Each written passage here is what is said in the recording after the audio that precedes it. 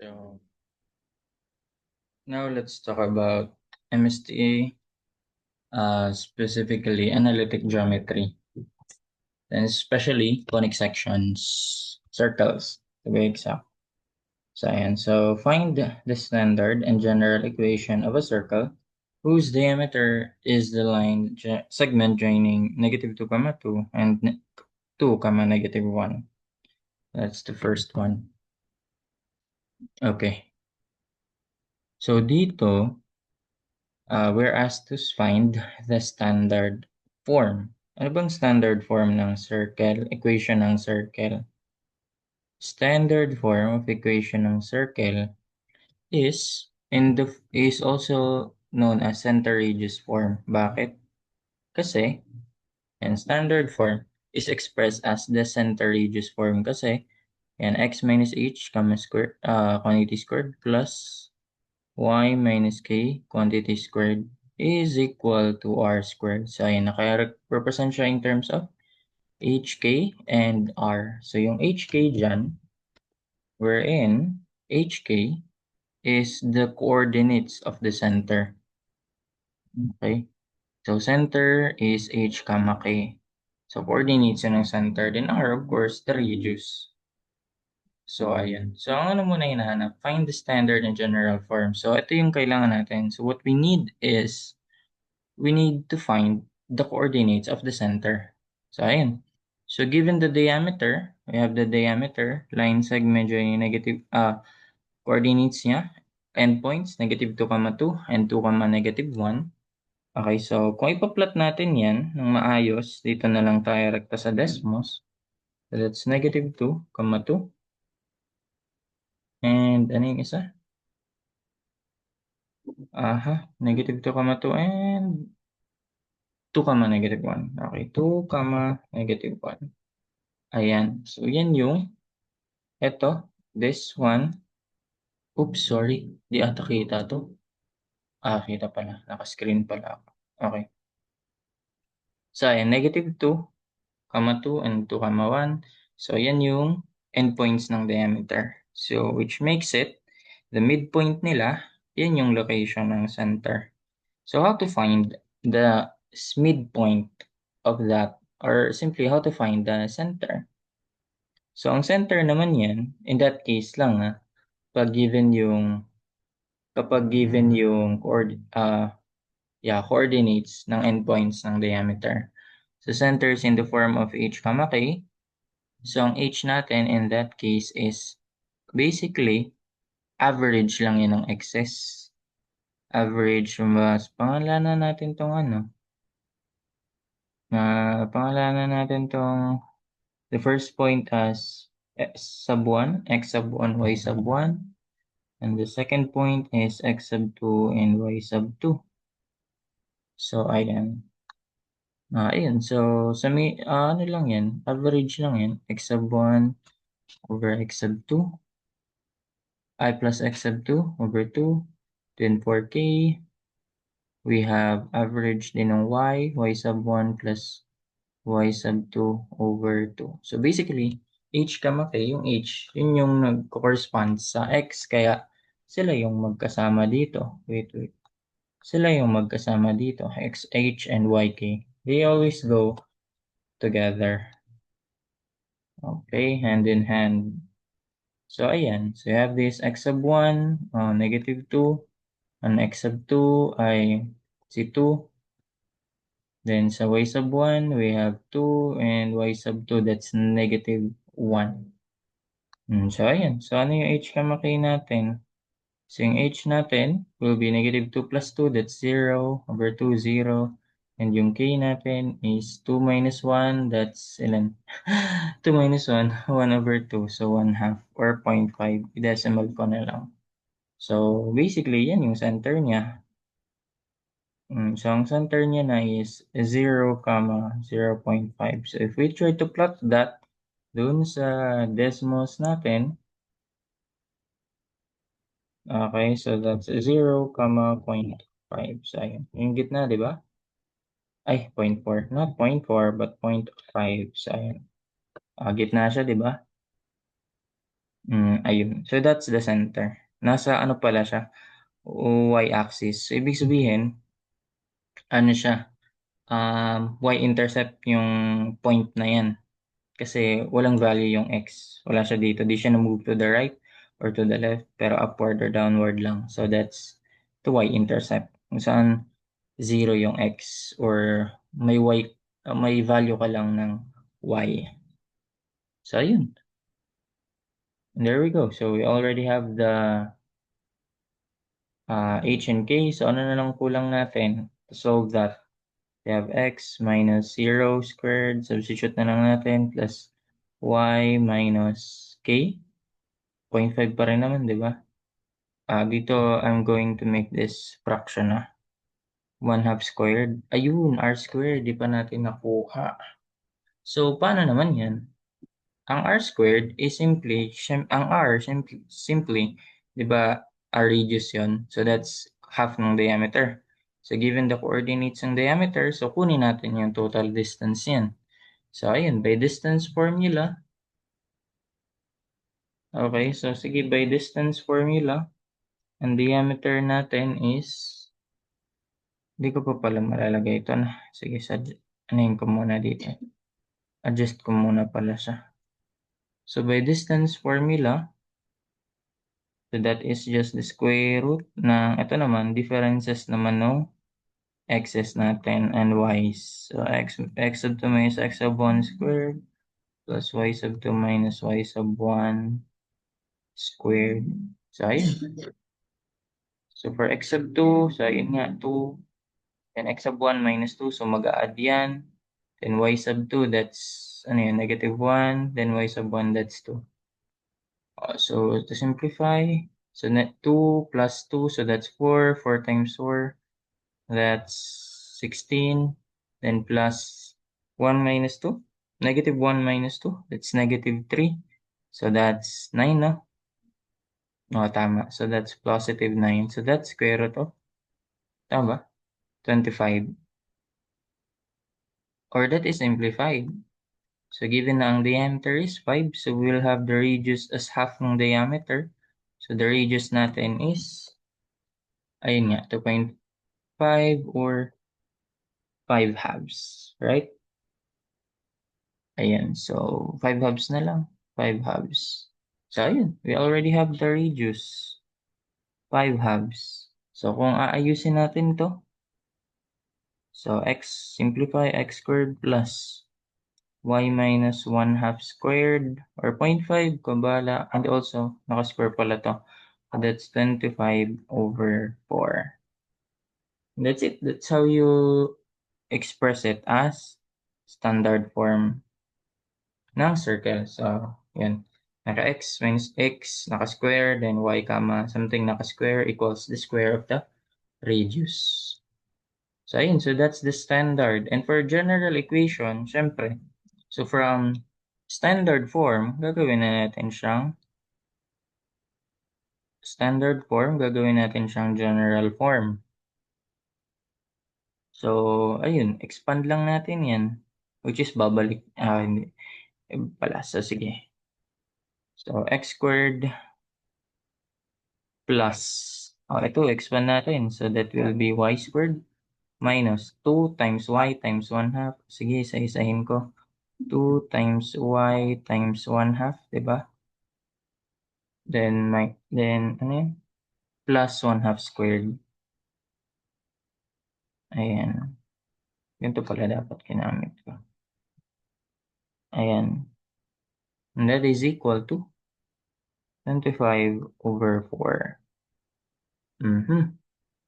Tapos, pag gagawin yung general form, x squared, edi ano, simplify. So, y squared minus, cancel na tong 2, cancel na yan. So, minus y na lang yan. Then plus 1/4. That is equal to 25 over 4. Then kung ayusin natin, uli. So, ayun pala, di ko pala nabanggit, no? So, for general form naman ng circle. So, actually, general form of a conics muna tayo. In general nga. General form of a conics. So pag conics, so yun yung na-form by the walnut cone. You have circle, parabola, ellipse, hyperbola. General form of a conic section.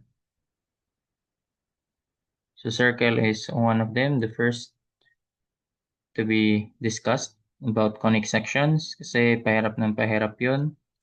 Pa-complex na pa-complex. So for general form of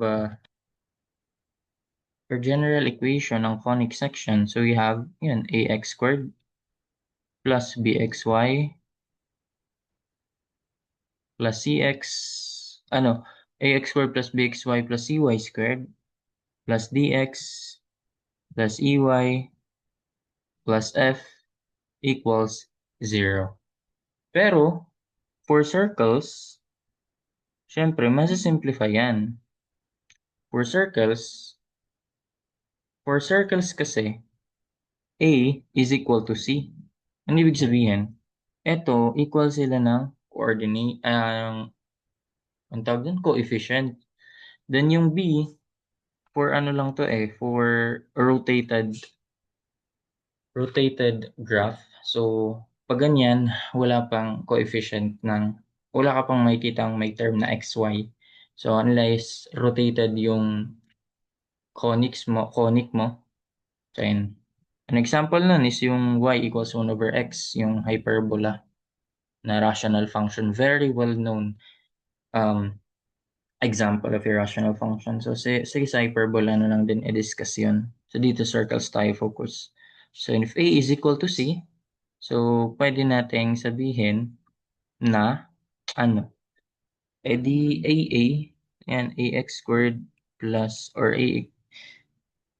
excuse me, equal sila, ax squared plus ay squared, yeah, plus dx, then plus ey plus f equals 0. So, ganyan. Parang ganyan yung mangyayari. Pero, di ba, ang usual may kita mo sa circle since same nga yung x squared and y squared niya, yung coefficient ng x squared and y squared is the same. So, pwede mo siyang i-divide na lang all throughout, no? By a. So, ayun. So, ibig sabihin, pwede siyang masimplify as x squared plus y squared plus d over ax and then plus e over ay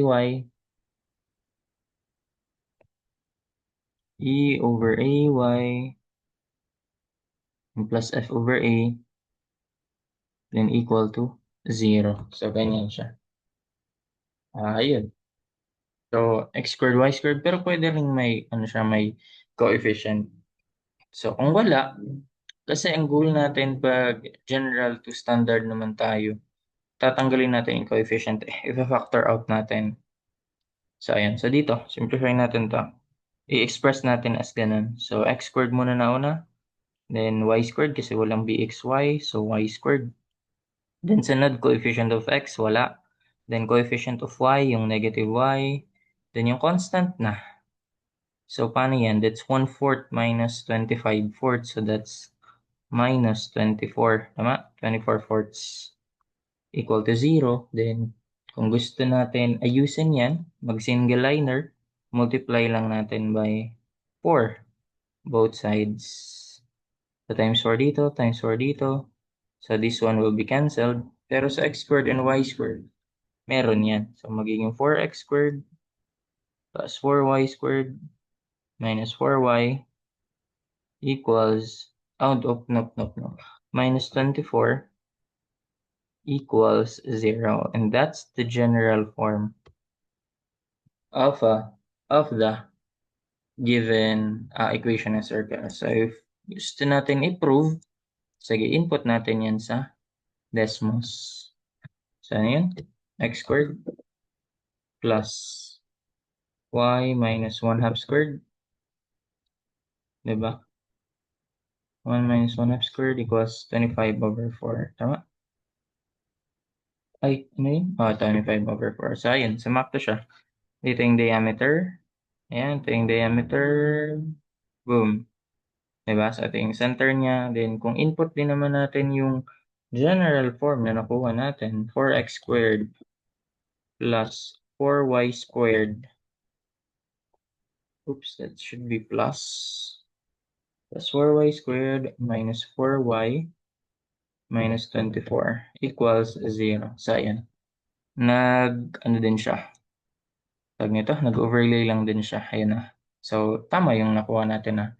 Doon natin ma-check. Tama yung nakuha natin na equations. So, ayun.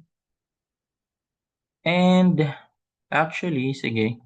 Discuss ko na lang din bago natin iumpisahan yung pangalawa. Kasi, we have well-known formula kapag given yung ganito. Kapag given na yung general form niya, paano mo makukuha agad yung coordinates ng center and or yung radius? Paano mo makuha agad kung nakaganyan siya? Eh di derive natin, 'di ba? So alam natin na ito yung standard form niya. Standard form. Again, para ma-memorize. So that is x minus h squared plus y minus k squared equals r squared. Okay, so FOIL method, expand natin. So x squared minus 2hx plus h squared and plus y squared minus 2ky plus k squared equals r squared. So ayun, so gagayahin natin tong format na to. 'Di ba? So I have x squared una, oops. X squared muna una, then sunod yung y squared, okay, as is. Then sunod yung coefficient ni x. So paano yan? Coefficient ni x, ito yun, minus 2hx. Tama, minus 2hx. Then sunod, coefficient ni y, ito yun, minus 2ky. Then sunod, yung constant. So we have constants as h squared. Then, ano pa, plus k squared. Then yung minus r squared. Ayun. So kung tatapat natin to dito. Ayan. Okay. So kung itatapat natin yan, so ito yun, negative 2h. Yan yung equal sa dA. Tapos yung negative 2k, yan din yung e over a. Diba? Then x squared, y squared na yan. And then ito na yung buong constant over a. So given na i-divide mo pa siya by a. So ayun, ganun yung form niya. Kung hindi pa naka 1 lang yung coefficient na x squared. Kasi minsan may ganito 4. So pwede mo siyang i-divide pa. So ganun. So ibig sabihin, kung equate natin yan, we have negative 2h equals d over a. Tama? Ay, d over 2. Ba't d over 2 nalagay ko? D over 2. So, h natin is negative d over 2a. Yan yung general. Kung sa a mo naman is 1 lang, edi wala nang problema. Then sunod, negative 2ky. 2k rather lang pala. So, e over a. So, to solve for k, we have e over negative 2a naman. Then finally, for the radius, we have h squared plus k squared minus r squared. And that is equal to f over a. So, pag isa-solve natin si r squared, lipat doon, so magiging r is equal to h squared plus k squared then minus f over a. Ba't 2 lang susulat ko sa a? F over a. So, apply square root. Ayan, ganyan. So, let's check. Tama yung mga value natin. So, ayan, babalik lang natin. So, actually, gamitan natin ng colon. Negative d over 2a. Pag ginamit kasi tayo ng colon, parang isa-solve niya yung simultaneously or sunod-sunod pala. Hindi pala siya sabay-sabay. Kundi sunod-sunod. Lagay ko na lang dito. Negative e over 2a. Then finally, you have the radius as square root ng h squared. Ayun lang. Okay, so kailangan ko pala yan sila. So pangalanan ko to ng x. X equals. Okay. Kailangan kasi i-name eh. Then ito pangalanan ko to ng y equals. Okay. So ito, x na lang ipangalan ko dito. X squared. Square root ng x squared plus y squared. Then minus fa. Oops, sumobra na naman. Y squared, then minus f over a. Wala palang f over a lang pala. Ayan. So to solve, yung d natin, yung d natin, yung coefficient ni x. Yan. Yung d natin, yung coefficient ni x. Okay. Ayan. So yung d natin, coefficient ni x. So that's 4. Ang a natin, 4 din. Yung coefficient ni x or y. X squared or y squared rather. Si e natin ay a, b, c, d, e. Yung coefficient ni y, negative 4 din. And si f, yung constant, negative 24. So, ayun. Aba? Wait lang. X is, wait lang, may mali ata. Wait. Negative d over 2a. Okay, ulitin natin. Ang d natin ay, 0. Wala palang x. Yun pala nadali ako. So, walang x. Coefficient ni x, di ba si d? So, wala kang nakikitang may x. Kasi x squared, y 24. So, wala. So, yun pala yun. Okay. Ayan. Then, yung a natin, coefficient ng x squared, y squared, that's 4. Coefficient ni si e ay coefficient ni y. So, that's negative 4. So, f, constant, negative 24. Tama? Okay, tama. So, ayan. So, ang x natin ay, h natin ay, di ba? Ang h natin ay, ayun, 0. Then, yung k natin ay 1 half. Sunod k natin ay 1 half. Then, ang radius natin ay 5 halves. So, that's it. That's how you solve this problem.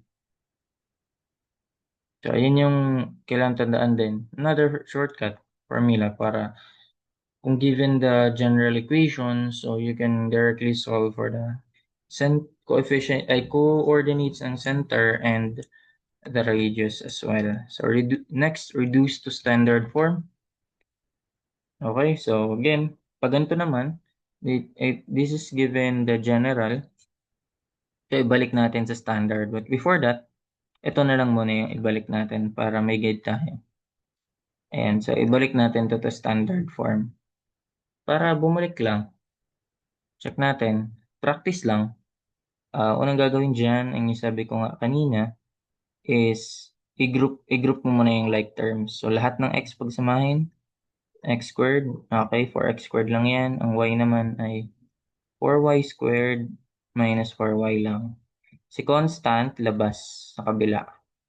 Okay. So, sunod nito is factor out natin yung tag nito, coefficient ni x squared. And 4x squared na lang. Actually, hindi naman talaga na factor out yan kasi wala namang kasama yan, no? Yung kay y lang, pwede natin i-factor out. So, that's y squared minus y. So, ayan, that's equal to 24. Then, sunod is yung tinatawag nating completing the square. So, as you could see dyan kasi, yung y squared, ay yung group ni y, hindi pa yan perfect square trinomial. As you could see, yung standard form ng circle involves parang square of binomial. Kung ba yun? Ito, square of binomial. So, kailangan natin, from perfect square trinomial, gagawin natin square of binomial. So, kaya, ayan, mag-a-add tayo dyan.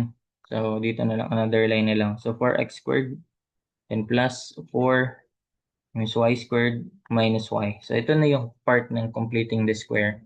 So, sa part ng completing the square, so, i-plus mo pala, add mo yung, ito, kakalahatiin, coefficient na to, which is 1, kakalahatiin mo, then, isi-square mo. So, ayun. So, anong ginawa mo sa isang side, gawin mo rin sa kabila. So, since naka-multiply siya sa 4, so pag dinistribute mo kasi yun, naka-multiply yan sa 4. So, dapat pag i-add mo siya dito, naka-multiply din yun sa 4. So, 4 times 1 half squared.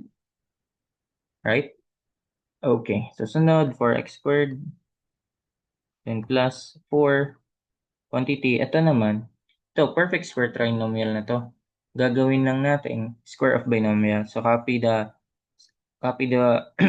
kumbaga, get the square of the first term. So, y na lang yan. Copy the sign of the middle term, then get the square root of the last term. So, since naka-square yan, pag kukunin mo yung square root, 1 half na lang din. Naka-square siya. So, ayun, that is equal to 24 plus, eto, 1/4 of 4, 24, 25, di ba? So, that's 25.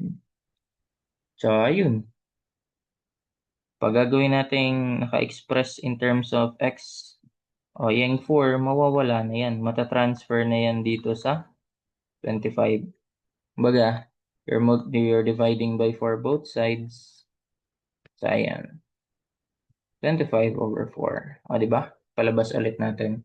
So, ganun ginagawa. Ganun kina-convert from general to standard. So, x squared plus y minus 1 squared equals 25 over 4. So, that's it.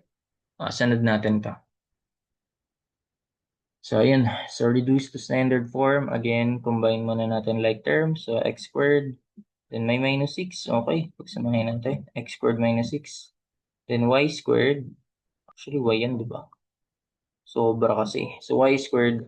Then, plus 16. So, lipat na dito si 16. Transfer mo na. Then, ito. Square of ano tawag doon? Completing the square.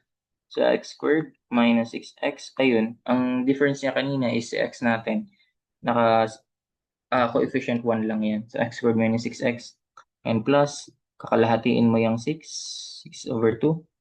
Actually, ito ko na lang siya ilagay. 6 over 2. Then is square.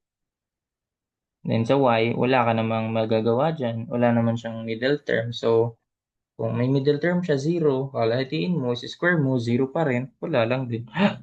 'Di ba? So, yeah. Negative 16 plus 6 over 2 squared lang yan. Okay, so get the square of the first term, copy the sign of the middle term, then 6 over 2, 3 lang pala yun, no? Ayan, so 6 divided by 2, 3, then is square natin, and copy, plus y squared, and that is equal to 6, ano to? 6 over 2, 3 times 3, 9, negative 16 plus 9, negative 7? Tama. That's negative 7. Oh, ano ibig sabihin nun? Oh, ano ibig sabihin nun? Ano to? Di ba ano to? X minus h squared plus actually y minus k squared. Ibig sabihin ang k niya is 0 equals r squared. Possible ba na kapag nag-square ka ng number, real ha? Pag nag-square ka ng real number, negative ang sagot? Di ba hindi?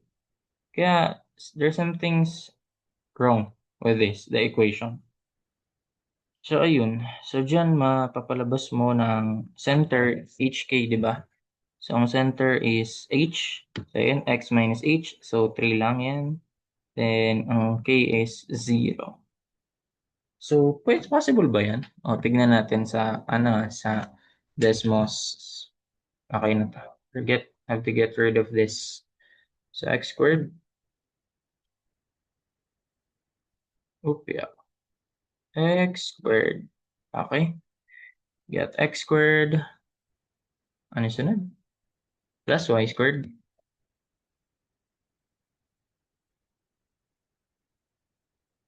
X squared plus y squared minus 6x plus 16. Minus 6x plus 16. O, di ba? Equals 0. Walang lumabas. Ibig sabihin, there is no solution. Pero, if ginawa nating negative yung 16, meron. Kasi dun pa lang eh. Dun pa lang nag-negative yung 16, tas yung i-add mo less than lang din sa kanya. Kapag yung r squared mo is either 0 or negative. Pag 0 kasi, dot lang yun. Okay? Pag 0 yung r equals 0, so dot lang yun. Hindi yun conics. Degenerate conics na yun. That is just a dot. Diba? Wala siyang radius eh. Ayun. Pag negative naman, wala. No solution yun. Imposible. Ano yun? Paano nangyari yun? Gamit ba ng complex analysis doon? Daw may solution siya kung complex yung pag-uusapan natin. Pero kasi, we're dealing with real numbers pa lang dito. So, ayun. You have center 3, 0, pero negative 7 ang square ng radius. It can't be. So, sige. So, ayusin natin. What if ayusin natin to. Gawin natin x squared plus y squared minus 6x minus 16 equals 0. Okay, so pwede ko na irekta to So x squared with group like terms minus 6x then plus y squared then lipat si 16 sa kabila. Okay? And then yung ganito, complete the square. So x squared minus 6x. Then kakalitiin mo si 6, that's 3. Square mo, that's 9. Tama? Then plus 9 squared, and that will be equal to 16 plus 9. Baka plus talaga, no? So x minus 3 squared plus y squared equals 25 ba? Yeah, kasi 4 squared, 3 squared plus 4 squared is 5 squared, that is 25. So, ayun. So, ayan na. Kung ayusin natin to, we will have a radius of 5. 5 squared ang 25 eh. So, ayun. Tignan natin So, same, we still have the same center, 3, 0. And for the radius, we have 5. So, ayun. Desmos tayo ulit. Ito ang sabi ko, positive 16 na to. Ano ba? Nasaan na yun?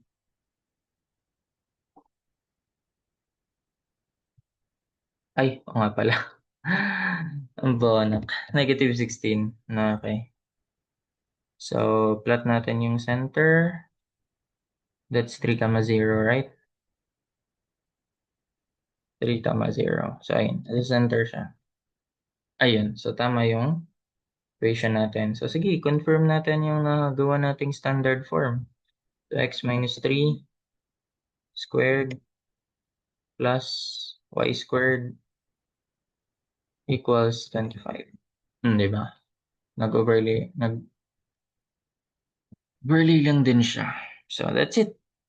That's how you solve this problem. Kanina, there is no solution to that. So, I guess typo or sadya para sabihin na no, para may sagot na no solution. So, that's it. It's all about circles. Ito pa pala. May eccentricity pa yan. Pag circle, just in case, ang eccentricity niyan ay 0. So, walang pagka-odd shape kasi perfect yung ano niya. Perfect yung pagka-curve ng circle, di ba? Ayan, eccentricity ng circle is 0. So, that's ano kasi, distance from tawag nito, center to focus and center to vertex. Ratio nun. So, ang distance pa lang ng center to focus ng circle ay 0 na kasi ang center niya, yan yung mismong focus. Unlike sa ellipse and parabola, hyperbola, so iba yung center sa focus ng ellipse and hyperbola. Ang parabola walang center, focus and vertex lang. So that's it. Hope you learned something.